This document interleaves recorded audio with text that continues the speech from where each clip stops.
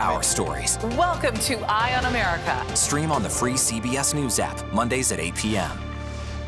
If it's important to our nation, I wonder how you think about where America is at this moment. it's on Face the Nation. Can there be stability if Vladimir Putin remains in power? Face the Nation with Margaret Brennan on CBS.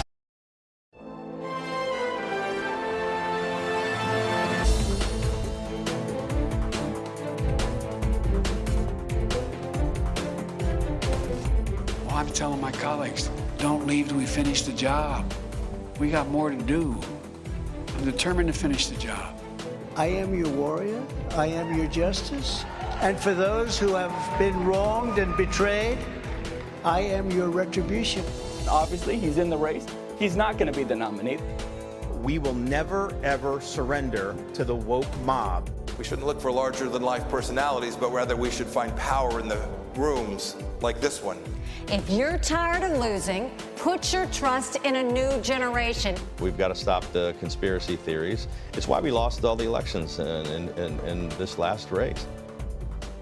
Welcome to Red and Blue. I'm Robert Costa in Washington. Thanks for joining us. The Senate is now expected to move forward on a vote this week to block the new criminal code in the nation's capital. But the head of the D.C. Council wrote in a letter to the upper chamber today that he's withdrawing the measure. It has all sparked debate about crime as an issue ahead of the 2024 campaign. For more on this issue, Nicole Killian and Nancy Cordes join us now. Nicole is a CBS News congressional correspondent. Nancy is CBS's chief White House correspondent. Nicole, let's begin with you. How does the 2024 map for Democrats, particularly in the Senate, factor into this ongoing debate over crime in Washington, D.C.?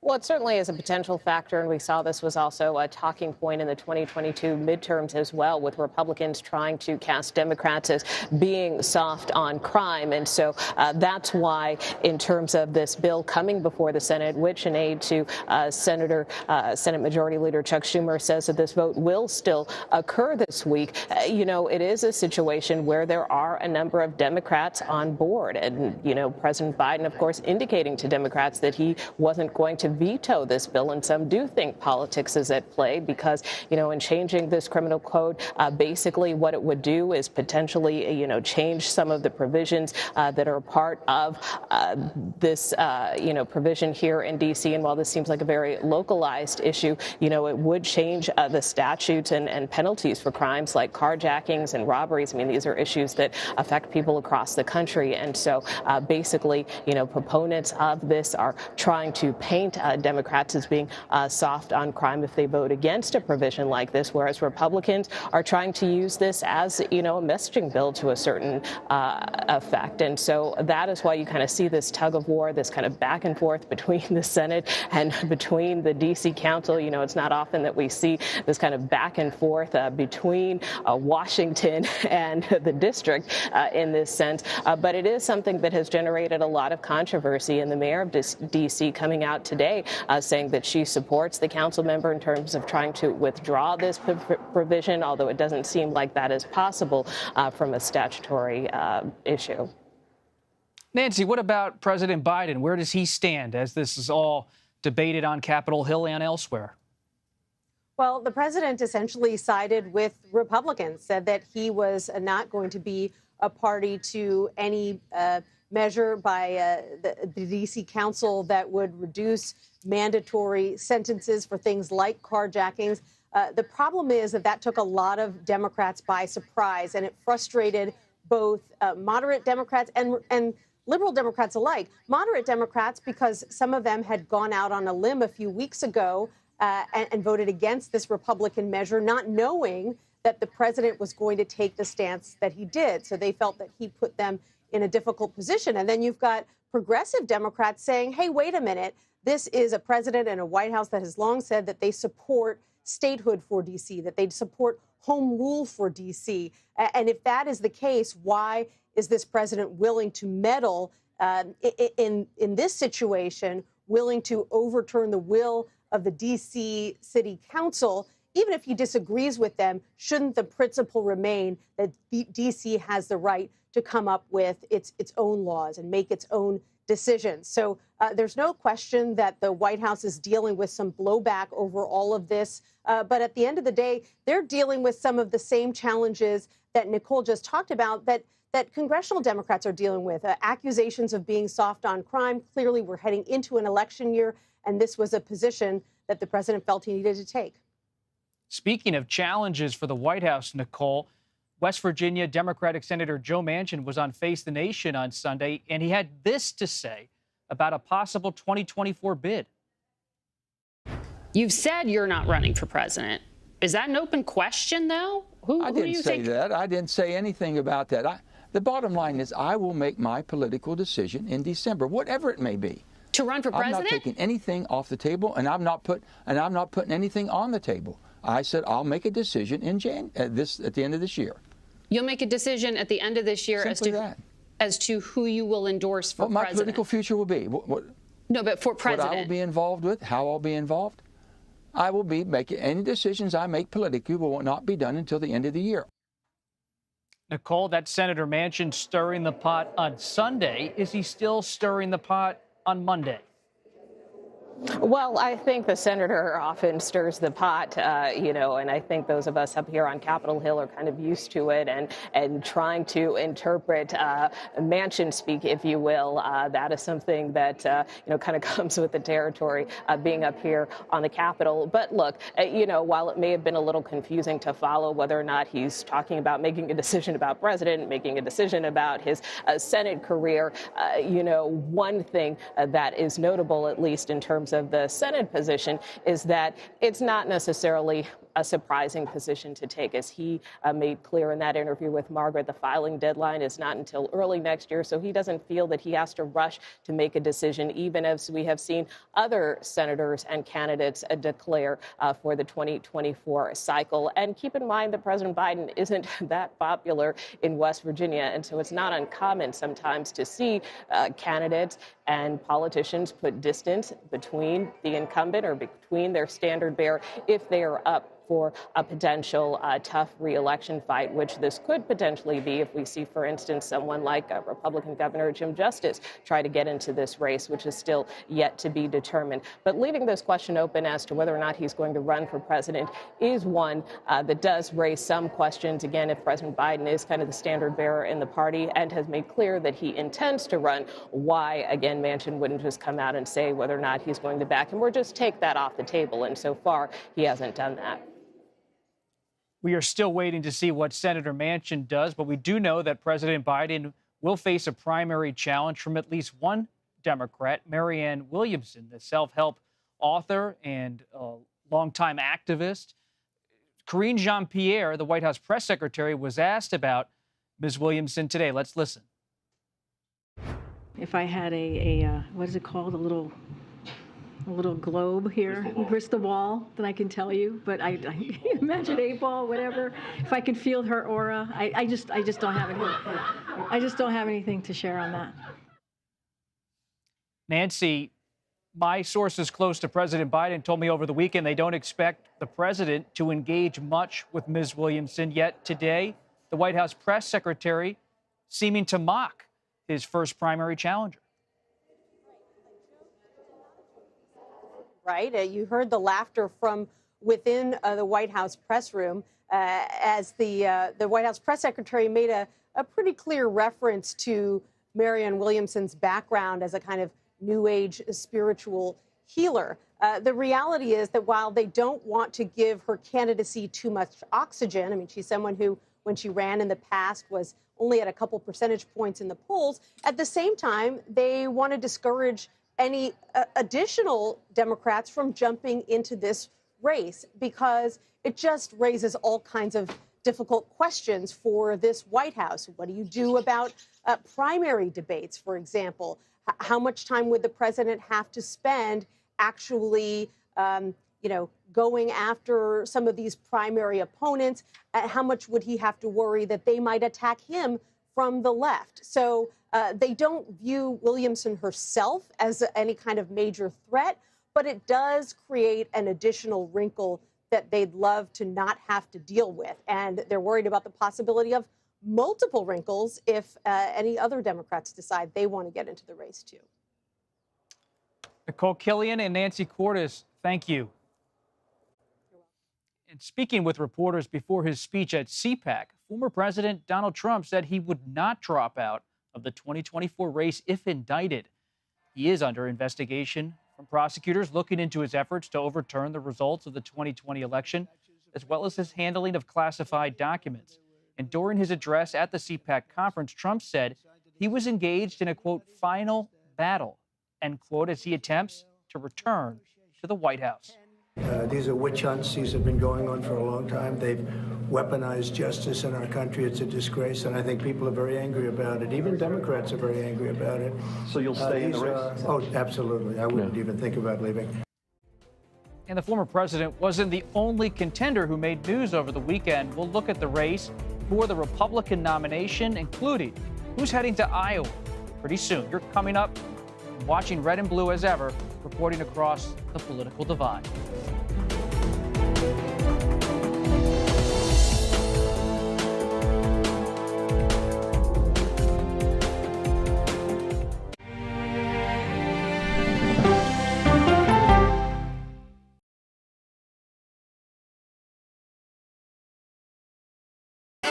Hey there, welcome to The Uplift. I thought she was a groom, and I stepped back and I went, oh, you're the queen.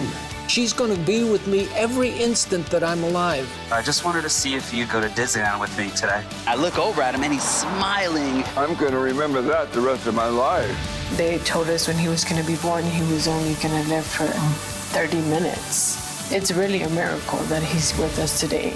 The Uplift. Stream now on the free CBS News app.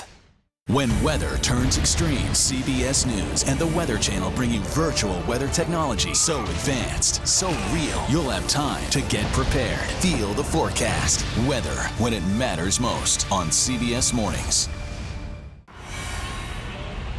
You ready? A generation of kids opens up on CBS Reports. I just want to be like a regular kid. Their world, their struggles, their voices. What if I was white? A lot of people like to call names and make you feel ashamed for being proud of who you are. Now streaming racism. I feel like it's just a war zone between all different races. Will this generation continue the problem? The kids pushed them away and didn't want them to be there because of their race. Or be the solution? We just need to keep raising our voices. We're all human and we don't deserve that type of treatment just because of how we look. Are the kids all right? Racism. Now streaming on the free CBS News app.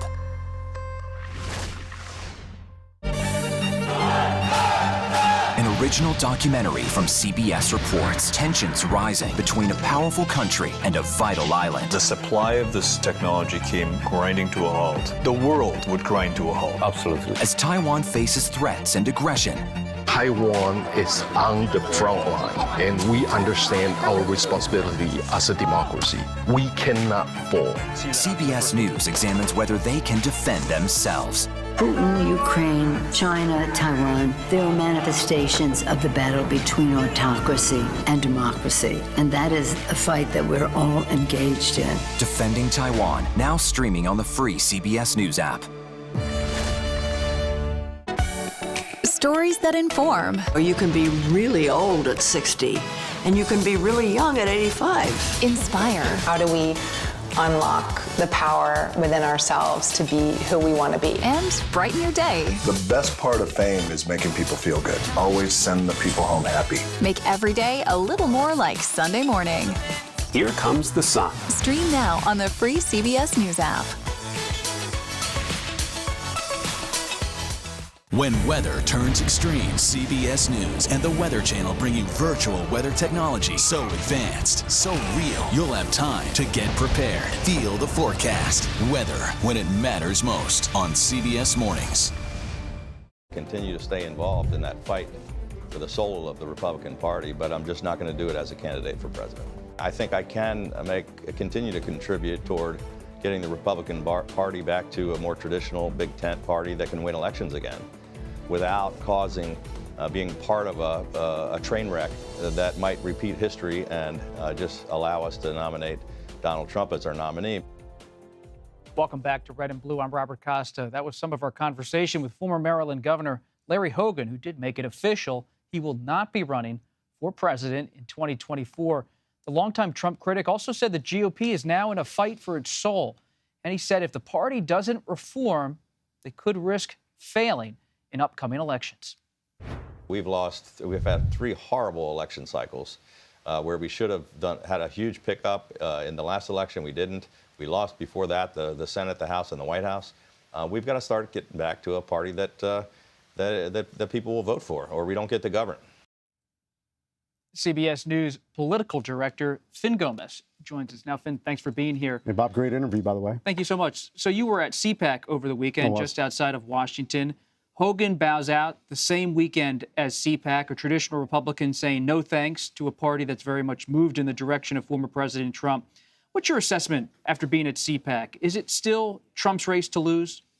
At this point, frankly, and if you look at the latest polling numbers, it is in the sense that he's the early front runner. Obviously, he's keeping an eye on Ron DeSantis, his closest competitor. You're seeing that in the poll numbers and in the space between those two. But I think that there is a pronounced shift. You've seen it on the donor level going to DeSantis or being open to DeSantis or potentially another candidate. And also there's been some shifting as well within the base. I think DeSantis is seen as a threat by some in Trump world and in the Trump campaign. But yes, I think that right now, especially, it could be a battle.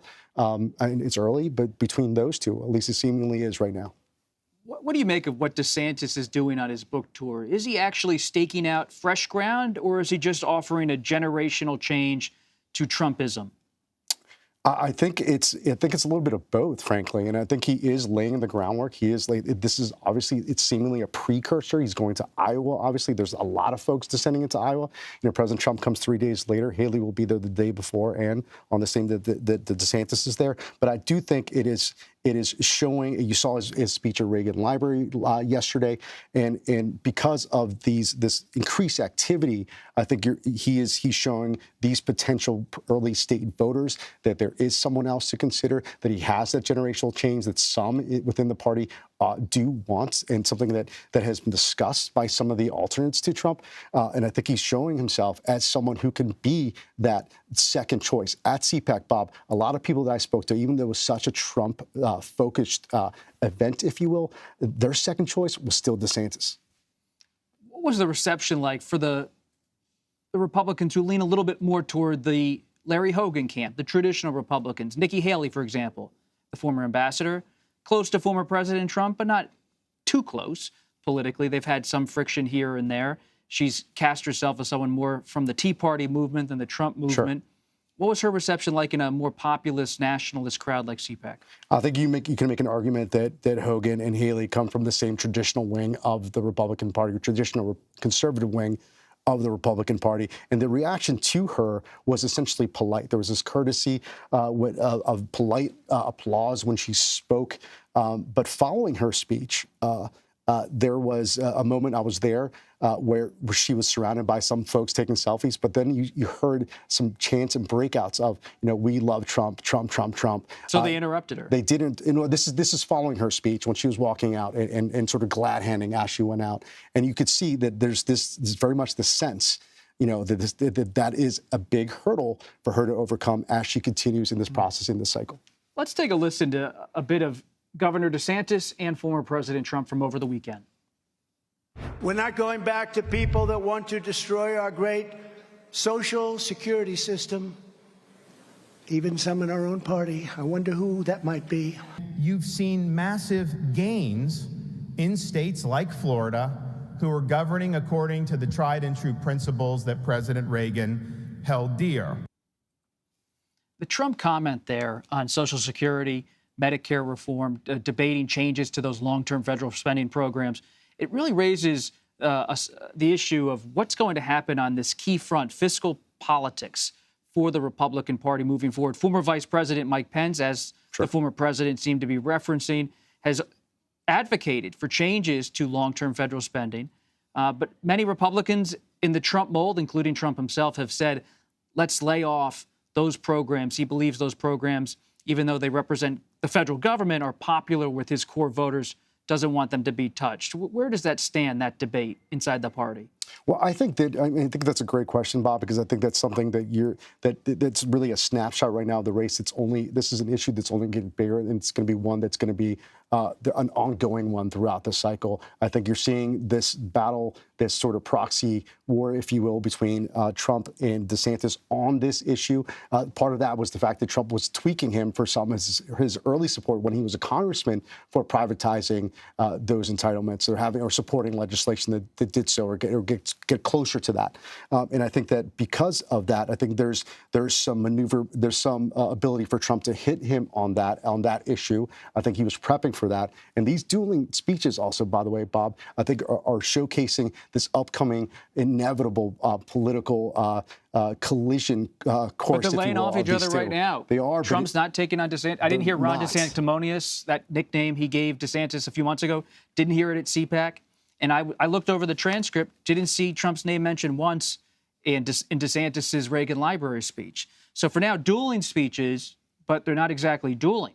I would liken it to perhaps two prize fighters in a ring, sort of, like sizing each other up before they throw that first punch. But it's inevitable. It's coming. Yeah, I think it's laying the groundwork. And it must that. be noted that Trump's language so stark to talk about he is justice, he is retribution. Right. We've never heard language like this right. from candidates running for the presidency. Really remarkable. Finn Gomez, thank you.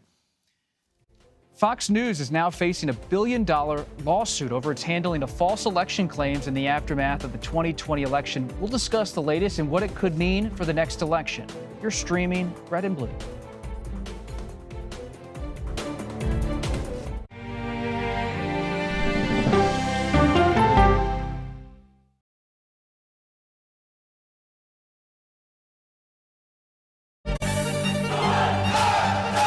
Original documentary from CBS reports tensions rising between a powerful country and a vital island. The supply of this technology came grinding to a halt. The world would grind to a halt. Absolutely. As Taiwan faces threats and aggression, Taiwan is on the front line, and we understand our responsibility as a democracy. We cannot fall. CBS News examines whether they can defend themselves. Putin, Ukraine, China, Taiwan, they are manifestations of the battle between autocracy and democracy. And that is a fight that we're all engaged in. Defending Taiwan, now streaming on the free CBS News app. When weather turns extreme, states from the plains to the northeast are bracing for more than 2 feet of heavy snow. Every second counts. This is a monster winter storm. CBS News and the Weather Channel bring you virtual weather technology so advanced, so real. There's a wrinkle in the forecast, the accumulating ice. You'll have time to get prepared. Take precautions before you head out. Feel the forecast on the CBS Evening News with Nora O'Donnell. Stories that inform. Or you can be really old at 60, and you can be really young at 85. Inspire. How do we unlock the power within ourselves to be who we want to be? And brighten your day. The best part of fame is making people feel good. Always send the people home happy. Make every day a little more like Sunday morning. Here comes the sun. Stream now on the free CBS News app. An original documentary from CBS reports. The carnage in our nation's schools has become painfully repetitive. Not one more child! School shootings have parents fighting mad. I promised my daughter I was going to fight. It's going to keep on happening. And teachers taking lessons in how to fight back. This is an exercise. We approach it as it's you or them. It shouldn't have to be your teacher's job to protect your life. But will the battle over gun control, People are afraid that they're going to lose their gun rights altogether, be the hardest lesson of all? The exercise, you're having to shoot at an adult. Are you prepared to have to kill one of your students? Guns in the Classroom, now streaming on the free CBS News app. Welcome back to Red and Blue. I'm Robert Costa.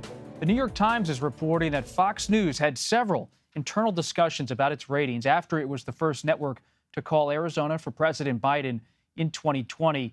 It reports that Fox News received angry phone calls, letters, and protests from its own viewers, and that all prompted alleged discussions taking place inside Fox News about how to handle future elections. This all comes as the network faces a $1.6 billion defamation lawsuit from Dominion Voting Systems.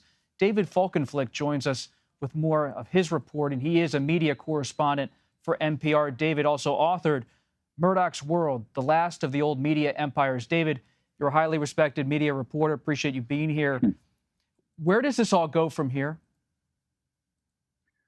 Well, what we've seen in recent weeks has been this cascade of revelations about what happened in this crucible from election night 2020 on. And why does that night matter so much? That was the night when Fox News became the first broadcast network to call the key swing state of Arizona for Joe Biden. And you saw millions of Trump fans, Trump supporters and voters who are also Fox viewers peel away, either just away from Fox or to other smaller right-wing outlets. And you saw this panic set in about how to win them back. And so, yes, they met several times, repeatedly, in fact, talked about almost nothing else, not only in meetings, but in emails and in text messages, including in group chats among the top primetime hosts for Fox News, talking about how it was a form of vandalism to be presenting fact checks on claims of fraud that were baseless. These complete scurrilous lies without foundation that somehow Dominion Voting Systems, this election tech company, had helped to defraud Donald Trump of the 2020 election by throwing votes to Joe Biden. And these were, in fact, the same lies that their own hosts and colleagues were putting on the air to present to their own viewers to try to win them back. David, there's a legal side to this story. There's also a journalistic side. As someone who covers it all, what are the journalistic consequences potentially here as you evaluate and report on this story? Well, I think, Bob, you've got that exactly right, that you have to look at this as split track stories. One is the question of the legal validity of Dominion's defamation claim. And the other is, what have we learned about Fox News as an organization that holds itself out as a journalistic outfit? It has reporters, it has anchors, producers, chyrons, all of the wrappings of a major television news operation. But actually, news is the least important priority. My reporting has suggested over the years, and this, I think, seems to vindicate, because when things were toughest, they had to decide, did they want to tell their audience something that they desperately didn't want to hear? That is, that Joe Biden would prevail in Arizona and likely in the United States presidential elections? Or did they want to serve up pablum? And once they had called Arizona for Biden, they pulled back from serving up anything that was untoward for their listenership to hear. And in fact, were serving things that, according to their own words, their own black and white correspondences, they didn't believe, using people they did not find credible to do so because they were desperate to pull them back. Now, let me be clear. These are things that were said by their hosts. Tucker Carlson, and Sean Hannity, and Laura Ingraham described this, one of Trump's surrogates, a woman named Sidney Powell, as nuts. You had others in the network basically saying there's no credibility to what she has to say, and yet she was put on repeatedly in the days and weeks after the election day. Rudy Giuliani was on for times too. Rupert Murdoch, who's the ultimate boss of Fox News, the founder of Fox News, at one point says, wouldn't it be good, just on the eve of January 6th, where we saw that bloody siege of the Capitol to try to block Joe Biden's win from being certified by Congress, you saw Rupert Murdoch saying, wouldn't it be good if we had Sean and Laura and Tucker go in front of the viewers, maybe even together, to say, look, Joe Biden legitimately won this. And he was convinced not to because he was told by the chief executive of Fox News and others that this would hurt Fox's relationship with its viewers. They're not ready to hear it this way yet. Well, if you can't share facts with your audiences, then you are not acting as a news organization. You're doing something else that happens to have reporters on staff. And quickly, David, speaking of Rupert Murdoch, what has his under oath deposition, his testimony, revealed about him as someone who has studied and reported on him for a long time? Well, I would say there's always been this argument about, is he an ideologue, a right-winger? Is he only interested in business? Is he truly a journalist with just a little bit of a rogue's playfulness? And there are elements of each. I think what you see is a very pragmatic businessman who's quite conservative. And he does have journalistic metabolism in terms of being interested in politics and gossip in the news. But ultimately, he wants to prevail. He wants to make money. He was asked by one of Dominion's attorneys. So you're saying this isn't about red or about blue. This is about green. And according to the court filings, Rupert Murdoch said, yes, that's right. David Folkenflik, thank you for your reporting, for being here. You bet. And that does it for today. You can stream Red and Blue Monday to Thursday at 5 p.m. Eastern. You're streaming CBS News.